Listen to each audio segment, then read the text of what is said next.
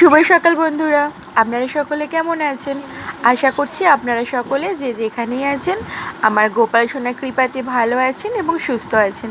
তো আজকে তো সোমবার আমাদের নিরামিষ, আর তার জন্য আজকে আমি আমার গোপাল সোনাকে একটু ভোগ বানিয়ে দেব। আর এই যে এটা হচ্ছে আমাদের ঘোষ কাকা, কারণ আপনারা আমার এই ঘোষ কাকাকে আগের ভিডিওতেও দেখেছেন। তা আমি এখন ওনার কাছে একটু দুধ নিয়ে নেব। আর আজকে আমার একটা সেও কিন্তু সকালেই আমার গোপাল সোনার ভোগ বানানোর জন্য দুধ দিয়ে গেছে। তো দেখুন আমার তো দুধ নেওয়া হয়ে গেছে। আর যে দিদি আমাকে দুধটা দিয়েছিল সেটাও আমি ঢেলে নিয়েছি, এক জায়গায় করে নিয়েছি। তো এবার কিন্তু আমি আমার গোপাল সোনার ভোগটা বসিয়ে দেব। তো দেখুন এটাই হচ্ছে আমার গোপাল সোনার পিতলের সরা। এটাতেই আমি আমার গোপাল সোনাকে ভোগ বানিয়ে দিই, জন্মাষ্টমীতে ওর খাবার বানিয়ে দিই। তো দেখুন আমি কিন্তু দুধটা জাল করে নিচ্ছি। আর ওই যে দেখুন দুটো ভাসছে, এটা হচ্ছে কিন্তু আমি এলাচ আগেই দুটো ফাটিয়ে দিয়ে দিয়েছিলাম।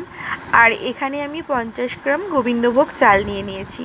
তো সে চালটা আমি পরিষ্কার করে ধুয়ে নিয়ে আমার গোপাল সোনার ভোগ বানিয়ে নিচ্ছি। আর এদিকে দেখুন আমি চালটা দিয়েছি, তার জন্য কিন্তু আমি হালকা করে একটু সুন্দরভাবে মিশিয়ে নিচ্ছি, কারণ মিশিয়ে না নিলে কিন্তু চালটা তলাতে লেগে যাবে। তো আমি অনেক দিন আপনাদের ভিডিও দিতে পারিনি, কারণ আমার ফোনটা একটু খারাপ হয়ে গেছে। আর এদিকে দেখুন আমি জাল করা একটু দুধ তুলে নিয়েছি, আর তার সাথে একটা যে ছোটো 10 টাকা প্যাকেটের গুঁড়ো দুধ সেটাও আমি সুন্দরভাবে মিশিয়ে নেব। কারণ এইটা আমি যখন গোপাল সোনার ভোগ বানানো হয়ে যাবে তার নামাবার একটু আগে আমি দিয়ে সুন্দর করে মিশিয়ে নামিয়ে নেব। তো এইদিকে দেখুন গোপাল সোনার ভোগটা কিন্তু সুন্দরভাবে ফুটে এসছে। আর আমি কিন্তু এখানে কাজু বাদামও দিয়েছি, যেটা আপনাদের দেখানো হয়নি, কারণ আমি আগেই বললাম যে আমার ফোনটা প্রচুর খারাপ, কারণ মাঝে মাঝেই ফোনটা হ্যাং করছে। তো এইদিকে দেখুন চালটাও কিন্তু মোটামুটি সিদ্ধ হয়ে গেছে। আর এখন আমি বাতাসা দিয়ে দেব। তা আজকে কিন্তু আমি আমার গোপাল সোনার ভোগে চিনি দিইনি, তার পরিবর্তে আমি কিন্তু বাতাসা দিয়েছি।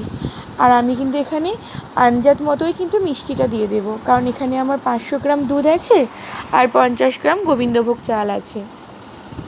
তাই এইদিকে দেখুন গোপাল সোনার ভোগটা একদম রেডি হয়ে গেছে। আর আমি আগে থেকেই যে মিশ্রণটা বানিয়ে রেখেছিলাম জাল করা দুধের সাথে গুঁড়ো দুধের, তাই সেটা আমি কিন্তু এর মধ্যে দিয়ে দেব। তা আপনাদের যদি আমার ভিডিও ভালো লাগে তাহলে প্লিজ আমার পাশে থাকবেন, লাইক কমেন্ট করবেন আর আমার এই চ্যানেলটিকে সাবস্ক্রাইব করবেন।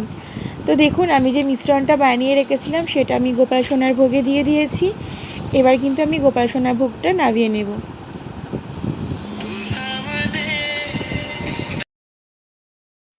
তো এইদিকে দেখুন আমার গোপাল সোনার ভোগটা একদম রেডি হয়ে গেছে, আমি নামিয়ে নিয়েছি। আর দেখুন ওর ভোগটা কিন্তু আমি বেড়েও নিয়েছি, আর উপর দিয়ে একটি তুলসী পাতা দিয়ে দিয়েছি, কারণ তুলসী পাতা না দেওয়া পর্যন্ত কিন্তু গোপাল সোনা সেবা করেন না বা ওনার ভোগটাও কিন্তু সম্পূর্ণ হয় না। তাই এইদিকে দেখুন আমি আমার গোপাল সোনাকে স্নান টান করে একদম রেডি করে নিয়েছি, এবং আমার সমস্ত ভগবানদেরও আমি পুজো করে নিয়েছি। তো এখন আমি আমার গোপাল সোনাকে খাইয়ে দেব, তারপর আমি ঘর থেকে বেরিয়ে যাব। আর তারপরে আমরা গোপাল সোনার নিজে নিজে সেবা করে নেবেন। তারপর তো আমার গোপাল সোনার প্রসাদ হয়ে যাবে এটা। তো আপনারা বলবেন যে কেমন লাগছে আমার গোপাল সোনাকে, আর আমার গোপাল সোনার ভোগটা বানানোটা বা কতটা সুন্দর হয়েছে। আর আমি যদি কোনো ভুল করে থাকি গোপাল সোনার ভোগ বানানোর সময়, সেটাও আপনারা আমাকে জানাবেন।